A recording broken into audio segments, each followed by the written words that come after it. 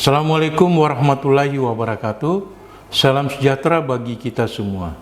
Perkenalkan, saya Muhammad Rasnijal, SSTPI MTRPI, dosen tetap pada program studi Teknik Budidaya Perikanan, Politeknik Kelautan dan Perikanan Bone, Kementerian Kelautan dan Perikanan.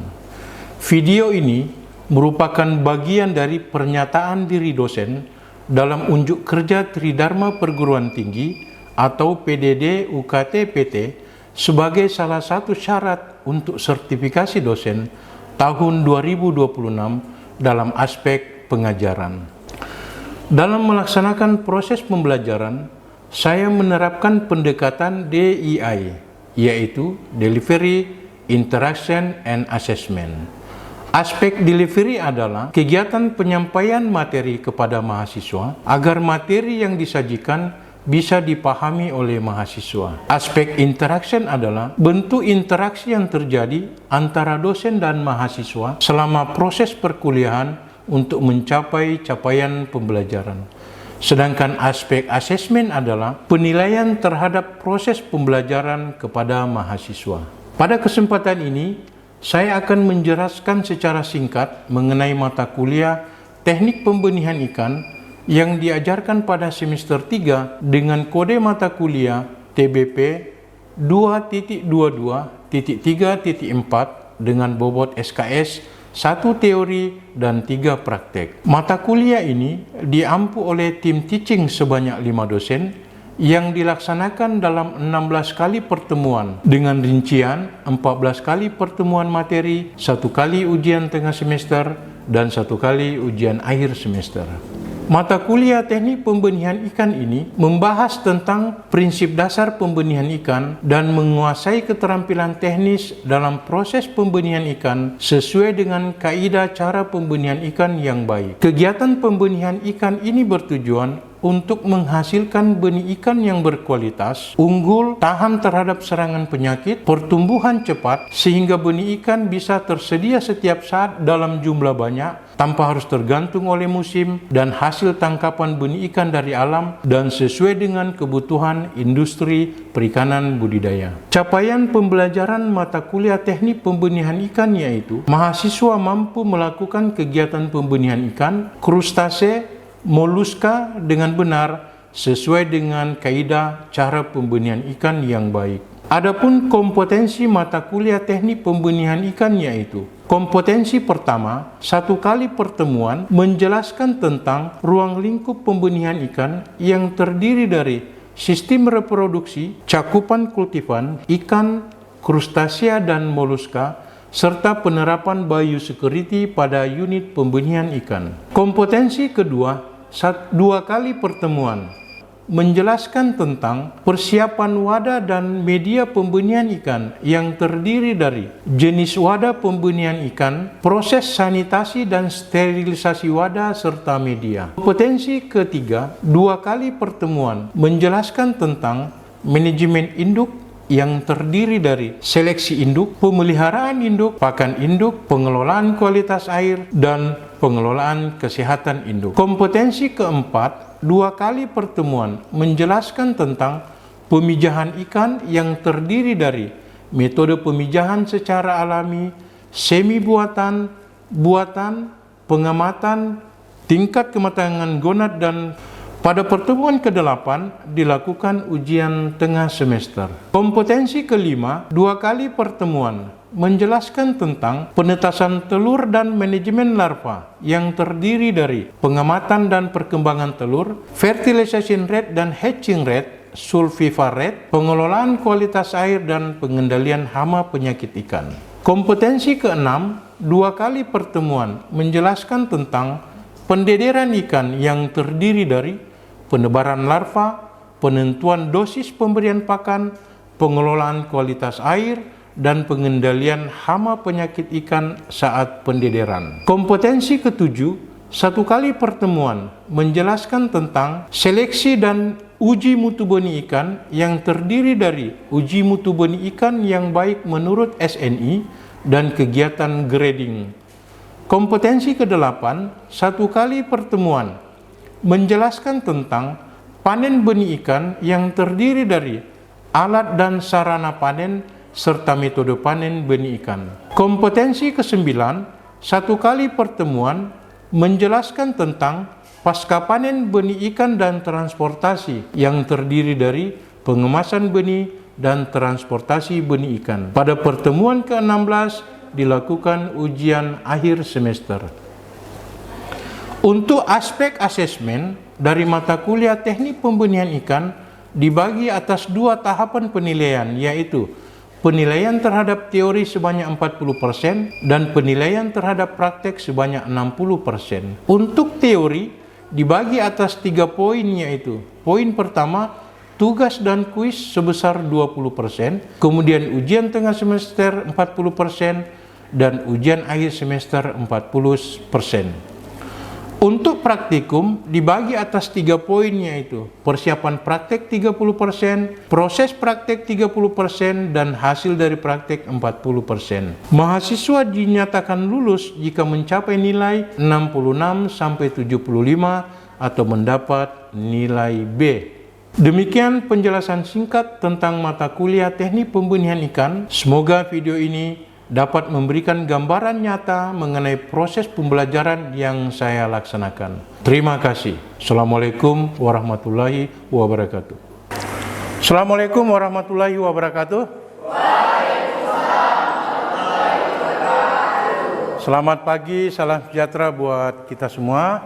Pertama-tama, mari senantiasa kita memanjatkan puji syukur kehadirat Allah Subhanahu wa taala, Tuhan yang Maha Kuasa, atas segala limpahan rahmatnya lah, sehingga pada kesempatan ini kita bertemu kembali di ruang kelas melanjutkan materi perkuliahan teknik pembenihan ikan. Sebelum kita mulai, saya persilakan kepada adik-adik semua untuk mengisi absensi melalui QR code. Silakan, 10 detik. Pada pertemuan ke-13 ini kita akan masuk ke materi seleksi uji mutu benih ikan dan grading. Nah, tapi sebelum kita masuk ke materi ini, saya akan recall knowledge, pemahaman adik-adik semua atas materi yang telah disampaikan oleh Bapak Ibu dosen sebelumnya. Saya akan mengajukan pertanyaan. Yang pertama adalah, coba Anda jelaskan apa perbedaan kegiatan pembenihan ikan dengan kegiatan pembesaran ikan. Silakan. Oke, silakan Nur Asisa. Baik, jadi pembenihan ikan adalah rangkaian kegiatan untuk menghasilkan benih ikan, di mana rangkaian ini dimulai dari pemeliharaan induk, seleksi induk, pemijahan, penetasan, sampai dengan pemeliharaan larva hingga menjadi benih. Sedangkan pembesaran ikan adalah proses pemeliharaan larva hingga mencapai ukuran konsumsi atau ukuran yang telah ditentukan. Oke. Pertanyaan yang kedua, jelaskan pentingnya seleksi induk dalam tahapan kegiatan pembenihan ikan. Silakan. Oke, silakan Dion. Ya. Dalam kegiatan pembenihan ikan, seleksi induk merupakan tahapan awal yang paling krusial. Ya. Sederhananya, benih yang akan dipanen bergantung pada kualitas induk yang akan dikawinkan. Jika induknya berkualitas buruk, maka performa benih yang akan dipanen pun ikut rendah. Tidak peduli seberapa bagus pakan atau fasilitas sekolah yang disediakan. Oke, very good. Aplaus buat kedua temannya. Oke, baik. Nah, kita masuk ke materi seleksi uji mutu benih ikan dan grading. Sekarang kita masuk dalam tahapan memilih benih. Tentu kita sebagai pembudidaya mengharapkan benih yang berkualitas baik yang kita dapatkan. Nah, bagaimana caranya mendapatkan benih yang berkualitas? Yang pertama adalah ada beberapa tahapan-tahapan yang harus kita jalani supaya bisa menghasilkan benih yang berkualitas. Di Kementerian Kelautan dan Perikanan juga berlaku terkait standar nasional Indonesia dalam pemilihan benih yang berkualitas. Ya, kita semua tahu dalam segala aspek ada yang namanya Standar Nasional Indonesia atau SNI.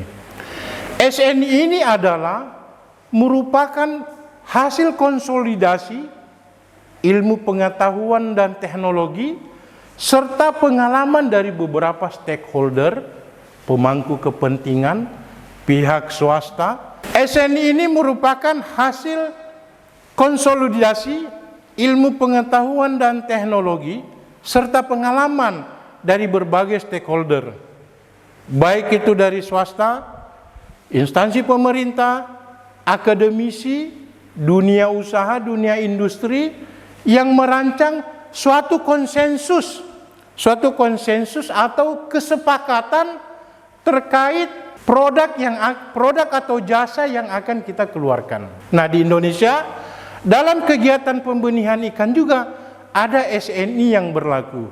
Ya, ini gambaran terkait SNI ya. Oke.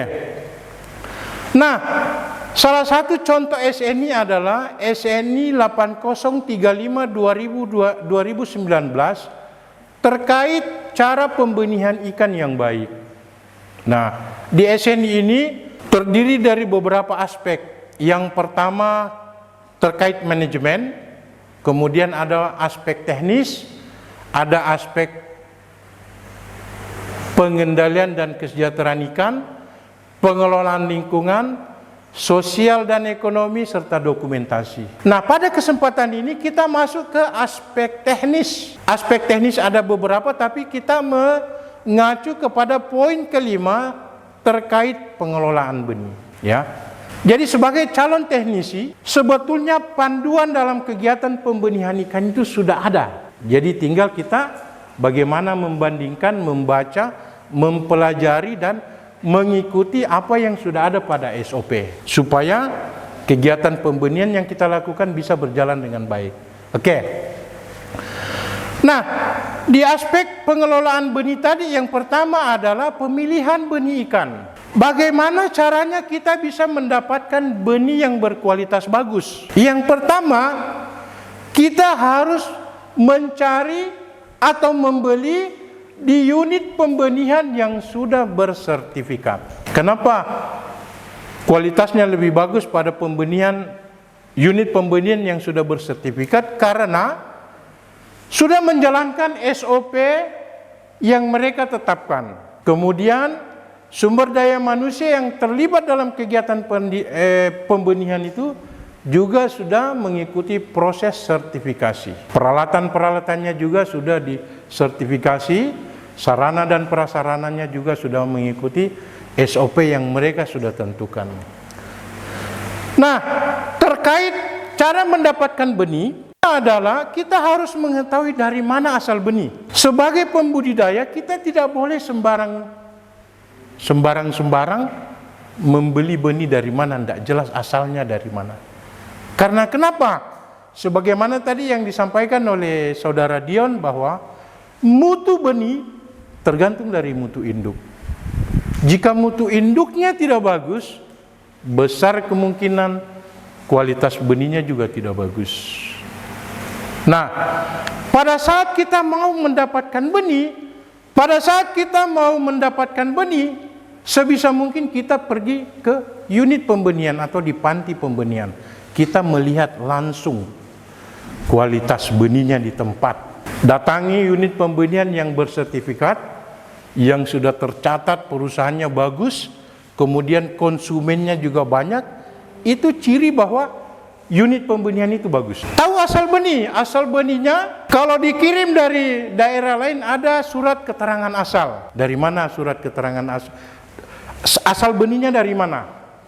Itu biasanya dikeluarkan oleh dinas terkait, dinas perikanan, penyuluh perikanan, ataupun dari karantina ikan. Apalagi kalau benihnya dilalu lintaskan.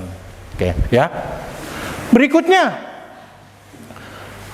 belilah benih pada unit pembenihan yang bersertifikat CPIB. Kemudian apabila benih itu dilalu lintaskan melalui pesawat, baik domestik maupun internasional, benih itu harus memiliki surat kesehatan ikan, bahwa benih itu sehat dan layak untuk dilalu lintaskan. Nah, adapun ciri benih yang baik menurut SNI, yang pertama, ciri fisik.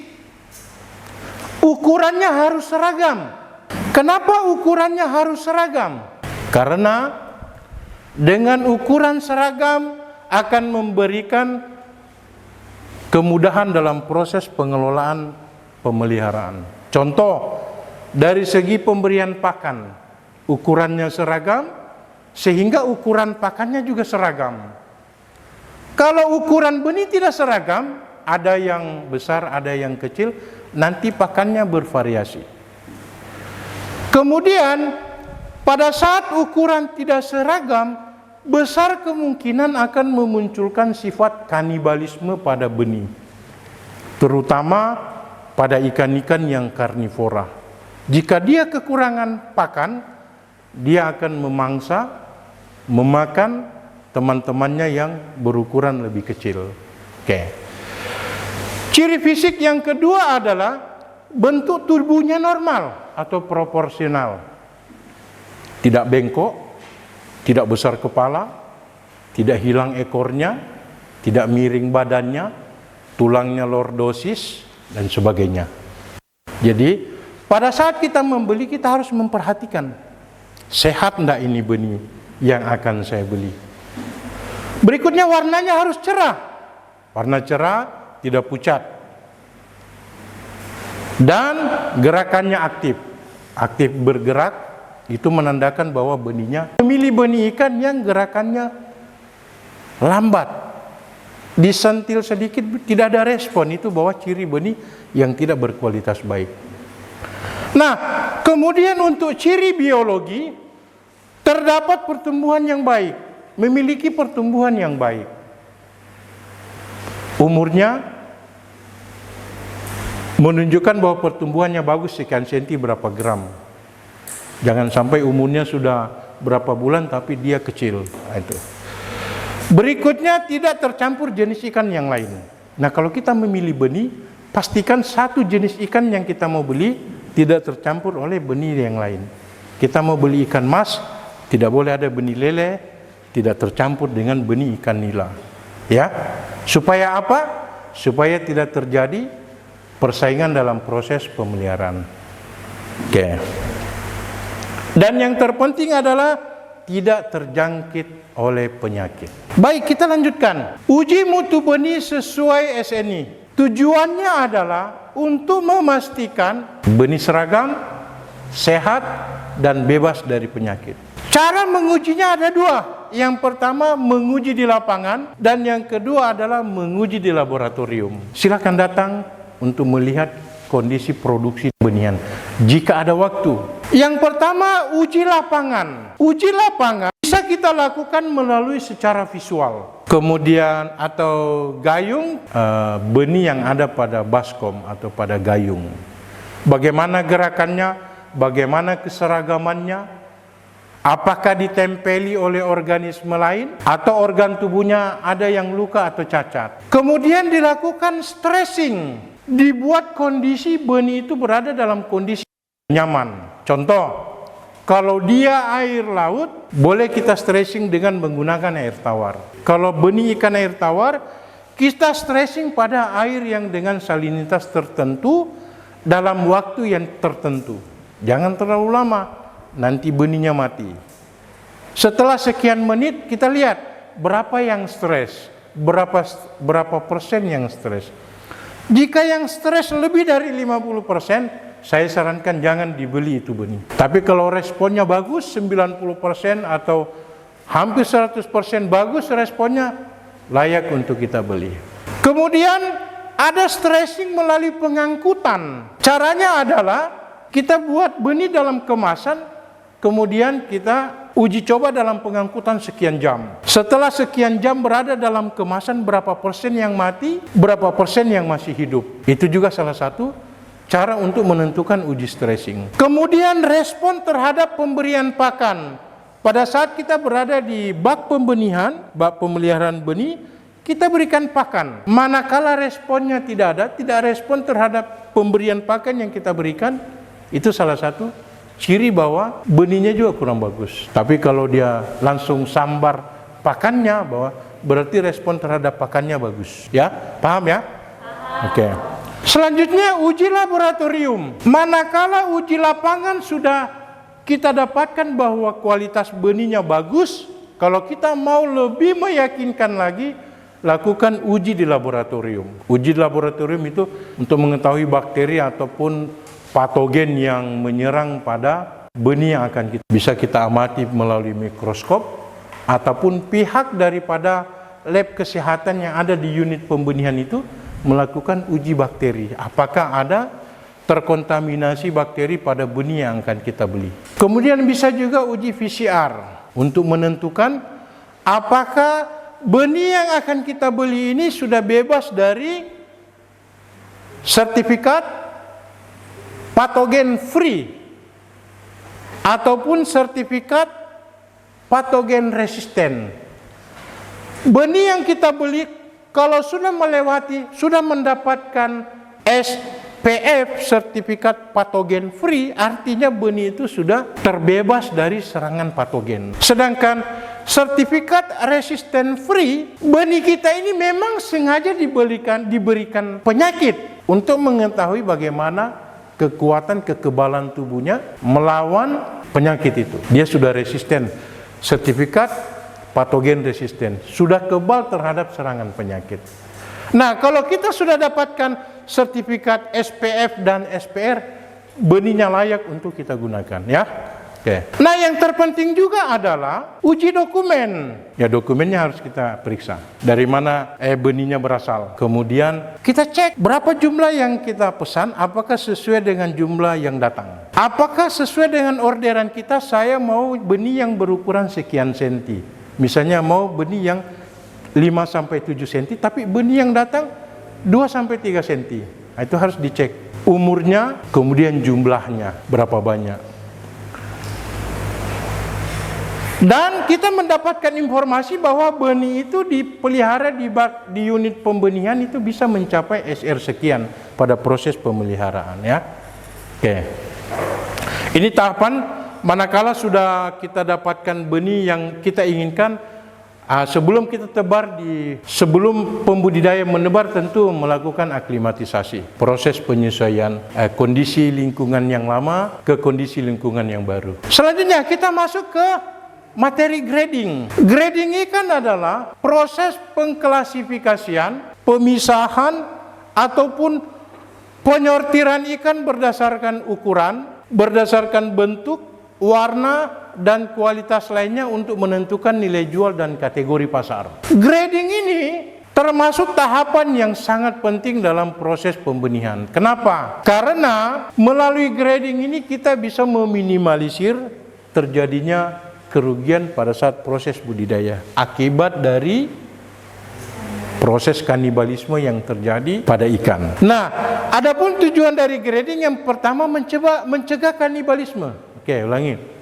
Adapun tujuan daripada grading ikan adalah mencegah kanibalisme pada ikan, terutama ikan-ikan yang bersifat karnivora. Manakala ada ikan yang ukurannya lebih besar, kemudian ketemu dengan ikan yang ukurannya lebih kecil, dalam kondisi yang kekurangan pakan, berpotensi menimbulkan kanibalisme ikan yang lebih besar. Kemudian yang kedua, tujuan grading adalah efisiensi pakan dan pertumbuhan yang bisa lebih merata. Artinya apa? Dengan melakukan grading, FCR bisa kita tekan, penggunaan pakan kita bisa tekan. Karena kenapa? Karena ukurannya seragam, jenis pakannya juga seragam, ukuran pakannya juga seragam, sehingga ikan bisa menggunakannya dengan baik, tidak terjadi pemborosan pakan. Kemudian yang kedua, karena ukurannya seragam, besar kemungkinannya pertumbuhannya juga seragam, sehingga pada saat panen ukurannya juga seragam, ya. Dan yang ketiga, meningkatkan efisiensi. Dengan melakukan grading, proses penanganannya juga seragam, perlakuannya seragam, pemberian pakannya tadi seragam, penanganannya juga bisa seragam. Tujuan berikutnya adalah meningkatkan efisiensi dengan melakukan grading, sehingga mendapatkan proses penanganan yang sama, pada akhirnya nanti mendapatkan keuntungan yang lebih besar. Nah, ini ada beberapa peralatan-peralatan yang biasa digunakan pada proses grading. Ini adalah proses grading yang dilakukan pembudidaya dengan menggunakan baskom grading yang berukuran. Ikan yang ukurannya lebih kecil dia jatuh ke kolam, tapi yang lebih besar dia akan tetap berada di baskom grading. Baik, selanjutnya mungkin ada di antara adik-adik yang mau bertanya, silakan. Oke, Besek silakan. Baik, pertanyaan saya soal proses grading ikan, kita menemukan ikan yang lemah dan terluka. Nah, kita sebagai pembudidaya ikan, apa tindakan yang harus dilakukan? Oke, baik. Nah, pertanyaan temanmu adalah, pada saat melakukan proses grading, kita mendapatkan ikan yang terluka, ikan yang lemah, atau ikan yang berada dalam kondisi kurang sehat. Bagaimana solusinya? Apakah kita masukkan dalam kelompok yang akan kita grading, akan kita jual, atau kita pisahkan?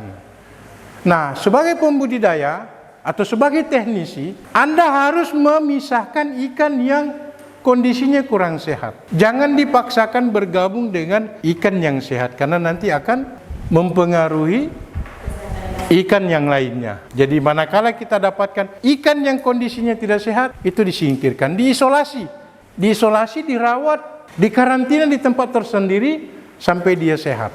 Ya, jelas ya? Oke. Satu lagi masih ada? Oke, silakan Nurasisa. Baik, sebagaimana yang Bapak katakan tadi, bahwasanya jika kita ingin membeli benih, sebaiknya kita harus datang langsung ke tempat penjualan benih untuk melihat kondisi benih yang akan kita beli. Jadi bagaimana solusinya jika saya ingin mendapatkan benih yang baik tanpa saya harus mengunjungi tempat penjualan benih tersebut? Oke, baik, pertanyaannya luar biasa. Sekiranya ada waktu, silakan datang ke unit pembenihan supaya kita bisa melihat langsung. Bagaimana dengan pembudidaya yang punya kesibukan lain yang tidak bisa ditinggalkan? Nah, disinilah fungsinya kita perlu relasi, kita perlu kerjasama dengan beberapa unit pembenihan. Nah, tapi tetap kita mengacu, yang pertama adalah kita mengacu kepada hatchery atau unit pembenihan yang bersertifikat yang sudah punya nama, bahwa perusahaan ini produksi benihnya itu tidak diragukan. Apa buktinya tidak diragukan? Banyak pelanggannya, pelayanannya bagus, hasil panen bagi pembudidaya itu memuaskan. Komentar dari pembeli-pembeli itu mengatakan bahwa perusahaan itu bagus. Jadi meskipun kita tidak punya waktu untuk melihat langsung di unit pembenihan, dengan jejak rekam yang dimiliki oleh perusahaan tersebut, komentar daripada customer-customernya bagus, ya kita tidak perlu meragukan lagi. Kita tinggal telepon, Pak, saya butuh benih ikan 200.000 ekor. 2 hari berikutnya sampai. Pak, saya butuh benur 1 juta ekor. Beberapa hari kemudian sampai. Ya, jadi itulah pentingnya kita saling bersilaturahmi dan berkomunikasi kepada sesama pembudidaya dan kepada pemilik-pemilik unit pembenihan. Paham ya? Paham. Jelas ya? Oke, baik. Sebelum kita akhiri perkuliahan, saya akan berikan tugas kelompok. Satu kelompok terdiri dari 3 orang untuk mencari masing-masing SNI dari berbagai jenis komoditi ini. Minggu depan nanti kita akan diskusi dan mempresentasikan tugas kelompok ini. Paham ya? Bisa? Oke. Baik, demikian pertemuan kita pada kali ini, dan insya Allah kita akan ketemu lagi minggu depan. Demikian, Assalamualaikum warahmatullahi wabarakatuh.